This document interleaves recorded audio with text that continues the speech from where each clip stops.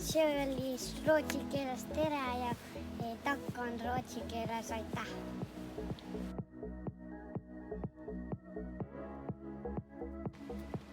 Inglise keeles on rootsi Fiden. Ütle mulle Rootsi üks tuntud bänd Appa, ja 2 Rootsi tuntud tegelast. Karlsson ja Pippi. Mis värvi on Rootsi lipp? Kollase ja sinise. Mis see kollane on seal? Riss, Kas Rootsis on kuningas või president?